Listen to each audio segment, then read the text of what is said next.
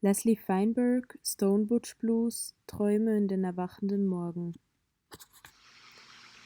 Noch kurze Triggerwarnung: In diesem Kapitel wird es auch um Polizeigewalt, Queerfeindlichkeit und sexualisierte Gewalt gehen.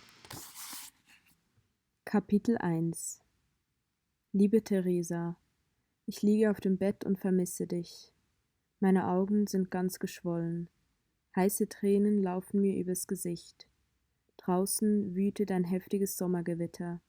Heute Abend bin ich durch die Straßen gegangen und habe in den Gesichtern aller Frauen nach dir gesucht, wie an jedem Abend während meines einsamen Exils.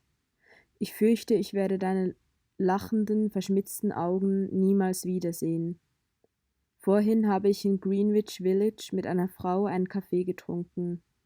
Eine Freundin hatte uns zusammengebracht, überzeugt, dass wir eine Menge gemeinsam hätten, weil wir doch beide politisch wären.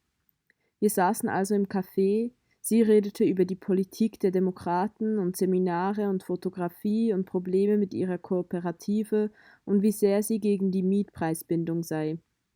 Kein Wunder, Papi ist Immobilienmakler. Ich sah sie an und dachte bei mir, dass ich in den Augen dieser Frau eine Fremde bin. Sie sieht mich an, aber sie nimmt mich nicht wahr. Dann sagte sie schließlich, dass sie die Gesellschaft dafür verabscheut, was sie Frauen wie mir angetan hat. Frauen, die sich selbst so sehr hassen, dass sie meinen, wie Männer aussehen und sich verhalten zu müssen. Ich spürte, wie ich zusammenzuckte und rot wurde, und ich erzählte ihr ganz cool und gelassen, dass es Frauen wie mich schon seit ewigen Zeiten gegeben hätte, bevor es Unterdrückung gab, und dass diese Gesellschaften uns damals akzeptiert hätten, und sie setzte ihr sehr interessiertes Gesicht auf, und außerdem müsste sie jetzt gehen. Wir brachen also auf und kamen an eine Straßenecke, wo ein paar Bullen einen Obdachlosen fertig machten. Ich blieb stehen und fing an zu motzen, und sie gingen mit erhobenen Knüppeln auf mich los. Und sie zogen mich am Gürtel zurück. Ich sah sie nur an, und plötzlich kamen Dinge in mir hoch, von denen ich glaubte, dass ich sie erfolgreich verdrängt hätte. Ich stand da und dachte an dich. Als sehe ich die Bullen, die mich schlagen wollten, gar nicht. Mir war, als fiele ich in eine andere Welt zurück, an einen Ort, den ich wiedersehen wollte. Und plötzlich tat mir das Herz so weh, und mir wurde bewusst, wie lange es her war, dass mein Herz auch nur das Geringste gespürt hatte. Ich muss heute Abend zu dir nach Hause kommen, Theresa. Doch das geht nicht. Deshalb schreibe ich dir diesen Brief. Jetzt fällt mir dieser Tag wieder ein, vor Jahren, als ich in der Konservenfabrik in Buffalo anfing. Du warst schon ein paar Monate dort, und ich erinnere mich, wie deine Augen meinen Blick einfingen und mit mir spielten, bevor sie mich wieder freigaben. Ich sollte dem Vorarbeiter folgen, um ein paar Formulare auszufüllen, aber ich war ganz damit beschäftigt, mich zu fragen, welche Farbe dein Haar unter diesem weißen Papiernetz wohl hatte und wie es aussehen und sich anfühlen würde, wenn es gelöst war. Und du hast leise gelacht, als der Vorarbeiter sich umdrehte und sagte: Kommen Sie jetzt endlich? Wir KVs waren höllisch wütend, als wir hörten, dass du rausgeschmissen worden warst, weil du dich gewehrt hattest, als der Boss deine Brüste begrapschen wollte. Ich habe noch ein paar Tage weiter an der Rampe entladen, aber ich war ziemlich niedergeschlagen. Es war einfach nicht dasselbe ohne dich. An dem Abend, als ich in diesen neuen Club auf der Westside ging, konnte ich es kaum glauben. Da standest du, an die Bar gelehnt, in diesen unbeschreiblich engen Jeans und mit langem gelöstem Haar. Und wieder dieser Blick in deinen Augen. Du hast mich nicht nur wiedererkannt, dir hat auch gefallen, was du sahst. Und diesmal waren wir auf unserem Terrain. Ich war frei, mich so zu bewegen, wie du es wolltest, und ich war froh, dass ich mich in Schale geworfen hatte. Auf unserem Terrain. Tanzt du mit mir? Du hast nicht Ja oder Nein gesagt, hast mich nur mit deinen Augen provoziert, meine Krawatte gerichtet, mir den Kragen glatt gestrichen und mich an der Hand genommen. Schon bevor du dich an mich gepresst hast, hattest du mein Herz erobert. Tammy sang gerade Stand by Your Man, und wir änderten im Geiste jedes He in ein She, damit es passte.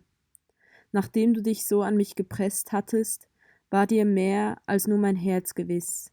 Ich verzehrte mich nach dir, und das gefiel dir. Mir auch. Die älteren Butches warnten mich. Wenn du deine Ehe nicht aufs Spiel setzen willst, geh nicht in die Bars. Aber ich war immer monogam gewesen. Außerdem war es unsere Gemeinschaft die einzige, die wir hatten, also gingen wir jedes Wochenende hin. In den Bars gab es 2 Arten von Prügeleien. An den meisten Wochenenden brach mindestens eine von ihnen aus, an manchen beide.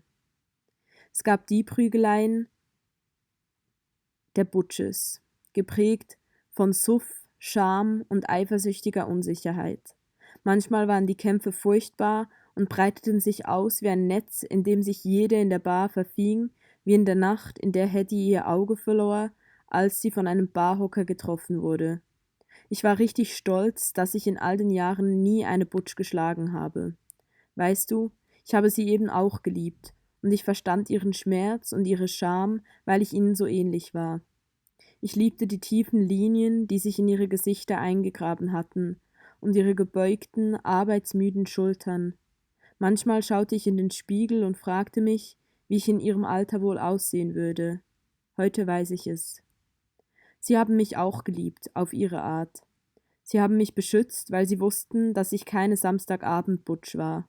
Die Wochenend-Butches hatten Angst vor mir, weil ich eine Stone-Butch war. Hätten sie bloß gewusst, wie machtlos ich mich in Wirklichkeit fühlte. Aber die älteren Butches kannten den langen Weg, der vor mir lag, und es wäre ihnen am liebsten gewesen, wenn ich ihn nicht hätte gehen müssen, weil er so schmerzvoll war. Wenn ich im Anzug und mit hängenden Schultern in die Bar kam, sagten sie zu mir, sei stolz auf dich. Und dann rückten sie mir den Schlips zurecht, so ähnlich wie du. Ich war wie sie wussten, dass ich keine Wahl hatte. Deshalb habe ich mich nie mit ihnen geprügelt.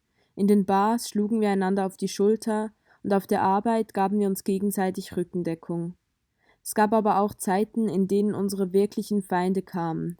Trupps besoffener Matrosen, faschistische Schlägertypen, Psychopathen und die Bullen. Wir kriegten es jedes Mal sofort mit, weil immer schnell jemand den Stecker der Jukebox rauszog, egal wie oft es schon passiert war, wir stöhnten alle, oh nein, wenn die Musik abbrach und dann war klar, dass es jetzt zur Sache ging. Wenn die Fanatiker kamen, war eine Prügelei angesagt und wir machten alle mit. Wir kämpften hart, Femmes und Butches, Frauen und Männer gemeinsam. Setzte die Musik aus und die Bullen standen in der Tür, stöpselte jemand die Jukebox wieder ein und wir tauschten TanzpartnerInnen. Wir in Schlips und Kragen taten uns mit den Drag Queens in ihren Kleidern und hochhackigen Pumps zusammen. Heute können wir uns kaum noch vorstellen, dass es damals illegal war, wenn Frauen mit Frauen oder Männer mit Männern tanzen. Wenn die Musik endete, verbeugten wir Butches uns, unsere PartnerInnen knicksten und wir kehrten zu unseren Plätzen zurück, zu unseren Liebsten und unseren Drinks und warteten darauf, dass das Schicksal seinen Lauf nahm. Dabei muss ich wieder an deine Hand auf meinem Gürtel unter meinem Jackett denken. Da lag sie die ganze Zeit, während die Bullen da waren. Ganz ruhig, Baby. Bleib bei mir, Schatz, bleib cool. Hast du mir dann ins Ohr gesungen, wie ein Liebeslied für Kriegerinnen, die sich genau überlegen müssen, wann sie in den Kampf ziehen, wenn sie überleben wollen. Weißt du noch der Abend, an dem du zu Hause bei mir geblieben bist, weil ich krank war? Das war der Abend, an dem die Bullen sich die härteste Butch aussuchten, um sie mit ihren Demütigungen zu vernichten. Eine Frau, von der alle sagten, dass sie im Regenmantel duschte. Wir erfuhren, dass sie vor allen Leuten in der Bar nackt auszogen und sie ausgelacht haben, als sie ihre Blöße bedecken wollte. Sie sei später verrückt worden, hieß es. Dann hat sie sich aufgehängt. Was hätte ich wohl getan, wenn ich in jener Nacht dort gewesen wäre? Ich muss an die Razzien in den Bars in Kanada denken. Wenn die Samstagabend-Butches in die Transporter verfrachtet wurden, kicherten sie albern, versuchten ihr Haar zu richten und Klamotten zu tauschen, damit sie zu den Femmes in den Bau kamen. Sie sagten, das wäre wie im 7. Himmel. Laut Gesetz mussten wir mindestens 3 Teile Frauenkleidung tragen. Wir haben nie die Kleidung getauscht. Auch die Drag Queens nicht. Genau wie du wussten wir, was uns bevorstand. Wir brauchten unsere aufgekrempelten Hemdsärmel und unser mit Pomenade zurückgekämmtes Haar, um das, was kam, zu überleben. Die Hände hatten sie uns auf den Rücken gefesselt. Du hattest die Handschellen vor dem Körper. Du hast mir die Krawatte gelockert, den Kragen aufgeknöpft und mein Gesicht berührt. Ich sah den Schmerz und die Angst um mich in deinem Gesicht und ich flüsterte, es würde alles gut werden. Wir wussten, dass das nicht stimmte. Ich habe dir nie erzählt, was sie uns dort angetan haben. Drag Queens und Butches in einer Zelle, aber du wusstest es ohnehin. Sie schleiften unsere Brüder einen nach dem anderen aus der Zelle, ohrfeigten und schlugen sie, schlossen die Zellentür schnell hinter sich zu für den Fall, dass wir uns nicht mehr beherrschen konnten und versuchen würden, sie aufzuhalten, als ob wir das gekonnt hätten. Sie fesselten einem Bruder die Hände an die Fußgelenke und ketteten ihn mit dem Gesicht an die Gitterstäbe, und wir mussten es mit ansehen. Manchmal fingen wir den Blick des gefolterten Opfers auf und gaben ihm sanft zu verstehen, ich bin bei dir, Schätzchen. Sieh mich an, ist schon gut, wir bringen dich nach Hause. Wir weinten nie vor den Bullen. Wir wussten, dass wir die Nächsten sein würden. Ob ich überlebt habe, habe ich wohl. Aber nur, weil ich wusste, dass ich vielleicht wieder zu dir nach Hause kommen würde. Montags ließen sie uns dann wieder raus, eine nach dem anderen, ohne Anklage zu erheben, zu spät, um sich auf der Arbeit krank zu melden. Ohne Geld mussten wir trampen, die Grenze zu Fuß überqueren, in verknitterten Klamotten, blutverschmiert, uns nach einer Dusche sehnend, verletzt und verängstigt. Ich wusste, du würdest da sein, wenn ich es nur bis nach Hause schaffte. Du hast mir ein duftendes Schaumbad eingelassen, mir eine frische, weiße Unterhose und ein T-Shirt rausgelegt und mich alleine gelassen, damit ich die erste Schicht Scham abwaschen konnte. Es war jedes Mal dasselbe. Ich zog die Unterhose an und konnte mir gerade noch das T-Shirt überstreifen, als du schon einen Grund fandest, ins Badezimmer zu kommen, um etwas zu holen oder wegzuräumen. Mit einem Blick hast du dir die Wunden an meinem Körper wie eine Straßenkarte eingeprägt, die Schnitte, die Blutergüsse, die Verbrennungen von Zigaretten. Später im Bett hast du mich gehalten, mich überall gestreichelt, die zartesten Berührungen für die Stellen reserviert, wo ich verletzt war. Du kanntest jeden einzelnen schmerzenden Fleck in- und auswendig. Du hast mich zuerst nur sanft gestreichelt, weil du wusstest, dass ich noch zu fertig war, um mich sexy zu fühlen. Aber langsam und vorsichtig hast du mir meinen Stolz wiedergegeben, indem du mir zeigtest, wie sehr du mich begehrtest. Du wusstest, dass du Wochen brauchen würdest, das Eis wieder zum Schmelzen zu bringen, den Stein zu erweichen. Ich habe in letzter Zeit Geschichten von Frauen gelesen, die auf ihre Stone Butches so wütend sind, dass sie sich sogar über die Leidenschaft lustig machen, die sie zeigen, wenn sie endlich vertrauen und sich berühren lassen können. Und ich frage mich, ob es dir jemals wehgetan hat, wenn ich mich nicht von dir berühren lassen konnte. Ich hoffe nicht. Du hast es zumindest nie gezeigt. Ich glaube, du wusstest, dass nicht du es warst, vor der ich mich verschloss. Du hast mein Stone-Ich wie eine Wunde behandelt, die geheilt werden musste. Danke. Das hat nach dir nie wieder eine getan. Wenn du heute Abend hier wärst, naja, ein Wunschtraum, oder? Das alles habe ich dir nie gesagt. Ich erinnere mich daran, wie ich einmal alleine aufgegriffen wurde, auf fremdem Terrain. Du zuckst wahrscheinlich jetzt schon zusammen, aber ich muss dir das erzählen. Es war der Abend, an dem wir 90 Meilen gefahren sind, um in einer Bar Freundinnen zu treffen, die sich dann nie haben blicken lassen. Als die Polizei den Club stürmte, waren wir allein, und der Bulle mit seinen goldenen Streifen an der Uniform kam direkt auf mich zu und befahl mir aufzustehen. Kein Wunder. Ich war an dem Abend die einzige Butch dort. Er begrapschte mich überall, lüpfte den Bund meiner Unterhose und forderte seine Männer auf, mir die Handschellen anzulegen. Ich trug keine 3 Teile Damenbekleidung. Ich wollte gleich losschlagen, weil ich wusste, dass diese Chance im nächsten Moment vertan sein würde. Ich wusste aber auch, dass alle in dieser Bar Prügel bekommen würden, wenn ich mich verteidigte. Also blieb ich einfach stehen. Sie hatten dir die Arme auf den Rücken gefesselt. Ein Bulle hatte dich im Schwitzkasten. Ich weiß noch, wie du mich angesehen hast. Es tut mir heute noch weh.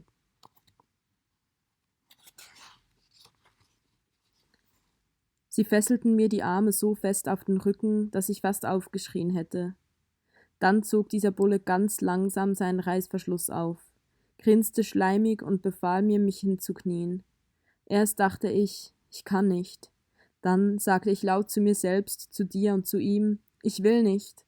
Ich habe dir das nie gesagt, aber in diesem Augenblick hat sich etwas in mir verändert. Ich erkannte den Unterschied zwischen dem, was ich nicht tun kann und dem, was ich nicht tun will. Für diese Lehre musste ich bezahlen. Die Einzelheiten muss ich dir nicht erzählen. Als ich am nächsten Morgen aus dem Knast kam, warst du da. Du hast mich auf Kaution rausgeholt. Keine Anzeige, sie haben nur dein Geld behalten. Du hattest die ganze Nacht auf der Wache gewartet. Nur ich weiß, wie schwer es für dich gewesen sein muss, ihren anzüglichen Blicken, ihren Provokationen, ihren Drohungen standzuhalten. Ich wusste, dass du dich bemüht hast, etwas aus dem Zellentrakt zu hören und bei jedem Geräusch zusammengezuckt bist. Du hast gebetet, mich nicht schreien hören zu müssen. Ich habe nicht geschrien. Als wir nach draußen auf den Parkplatz kamen, bist du stehen geblieben, hast mir leicht die Hände auf die Schulter gelegt und bist meinen Blick ausgewichen. Sanft hast du die blutigen Stellen auf meinem Hemd berührt und gesagt, diese Flecken kriege ich nie wieder raus. Und wehe, es denkt jemand, dein Leben sei darauf beschränkt gewesen, dich um die Sauberkeit meiner Hemdkragen zu sorgen. Ich wusste genau, was du meintest. Es war eine seltsam zarte Art zu sagen oder nicht zu sagen, was du fühltest. Ein bisschen wie meine Art, gefühlsmäßig dicht zu machen, wenn ich Angst habe, verletzt bin, mich hilflos fühle und dann komische, unwichtige Sachen sage, die völlig zusammenhanglos erscheinen. Während der Fahrt nach Hause hatte ich die ganze Zeit den Kopf in deinem Schoß und du hast mein Gesicht gestreichelt. Du hast mir ein Bad eingelassen, frische Unterwäsche rausgelegt, mich ins Bett gebracht, mich vorsichtig gestreichelt und sanft gehalten. Später in der Nacht bin ich nochmal aufgewacht und stellte fest, dass ich allein im Bett war. Du hast mit einem Glas am Küchentisch gesessen, den Kopf in die Hände gestützt. Du hast geweint. Ich habe dich in die Arme genommen und festgehalten, und du hast dich gewehrt und mich mit den Fäusten bearbeitet, weil an den eigentlichen Feind nicht ranzukommen war. Dann fielen dir meine Prellungen ein, und du hast noch heftiger geweint. Es ist meine Schuld. Ich konnte sie nicht davon abhalten. Ich hatte immer vor, es dir zu sagen. In diesem Augenblick wusste ich, dass du wirklich verstanden hast, wie sich mein Leben anfühlt. Das Ersticken an der Wut, das Gefühl der Machtlosigkeit, die Unfähigkeit, mich oder die mir am wichtigsten waren, zu beschützen und doch immer wieder zurückzuschlagen, nicht aufgeben zu wollen. Damals wusste ich nicht, wie ich dir das sagen sollte. Ich sagte nur, es wird schon werden, es wird alles gut. Und dann lächelten wir ironisch, und ich brachte dich zurück in unser Bett und liebte dich so gut ich in meinem Zustand konnte. In jener Nacht hast du wohlweislich nicht nur versucht, mich zu berühren, du bist mir nur mit den Fingern durchs Haar gefahren und hast geweint und geweint. Wann haben sich unsere Wege getrennt, süße Kriegerin? Wir dachten, wir hätten den Befreiungskampf gewonnen, als wir uns das Wort gay zu eigen gemacht hatten. Doch dann kamen plötzlich die Studierenden aus ihren Löchern hervor und erklären uns die neuen Spielregeln. Wer hat sie eigentlich dazu ermächtigt? Sie warfen uns raus, sorgten dafür, dass wir uns für unser Aussehen schämten. Sie sagten, wir wären Chauvinistenschweine, der Feind. Es waren Frauen, denen sie auf diese Weise das Herz brachen. Es war nicht schwer, uns wegzuschicken. Wir gingen widerstandslos.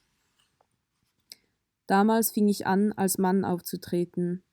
Seltsam vom eigenen Geschlecht ausgeschlossen zu sein und in einem Exil zu wohnen, das niemals mein Zuhause sein wird. Du warst auch verbannt in ein anderes Land, in deinem Geschlecht, und doch zwangsweise von den Frauen getrennt, die du so liebtest, wie du dich selbst zu lieben versuchtest. Seit mehr als 20 Jahren lebe ich jetzt in diesem einsamen Land und frage mich, was wohl aus dir geworden ist. Hast du dich Samstagabends verschämt abgeschminkt? Bist du in Wut entbrannt, wenn eine Frau zu dir sagte, wenn ich einen Mann wollte, wäre ich mit einem richtigen Mann zusammen? Gehst du jetzt anschaffen? Arbeitest du als Kellnerin oder lernst du Word Perfect 5.1? Bist du in einer Lesbenbar und hältst verstohlen Ausschau nach einer Butch? Reden die Frauen da über die Politik der Demokraten und über Seminare und Kooperativen? Bist du mit Frauen zusammen, die nur einmal im Monat bluten? Oder lebst du in einer Stadt, bist verheiratet und liegst neben einem arbeitslosen Fabrikarbeiter, der mir viel ähnlicher ist als sie, und lauscht auf das gleichmäßige Atmen deiner schlafenden Kinder? Pflegst du deine seelischen Wunden, so wie du meine zu heilen versucht hast? Denkst du manchmal an mich in der Kühle der Nacht? Ich schreibe schon seit Stunden an diesem Brief. Meine Rippen tun mir ganz schön weh von der Schlägerei, die ich kürzlich hatte. Du weißt schon. Ich hätte nie so lange überleben können, wenn ich deine Liebe nicht gekannt hätte. Und doch vermisse ich dich immer noch schmerzlich und brauche dich so sehr. Nur du könntest dieses Eis zum Schmelzen bringen. Kommst du je zurück? Das Gewitter ist jetzt vorbei. Ein rosafarbenes Leuchten breitet sich am Horizont aus. Ich denke an die Nächte, in denen ich dich tief und langsam gefickt habe, bis der Himmel genau diese Farbe hatte. Ich muss aufhören, an dich zu denken. Der Schmerz verschlingt mich. Ich muss die Erinnerung an dich weglegen, wie ein wertvolles, altes Foto. Es gibt noch so vieles, was ich dir sagen, mit dir teilen will. Da ich dir den Brief nicht per Post schicken kann, schicke ich ihn an einen Ort, wo sie Erinnerungen von Frauen bewahren. Vielleicht wirst du eines Tages auf dem Weg durch diese große Stadt dort einkehren und ihn lesen. Vielleicht auch nicht. Gute Nacht, meine Liebste.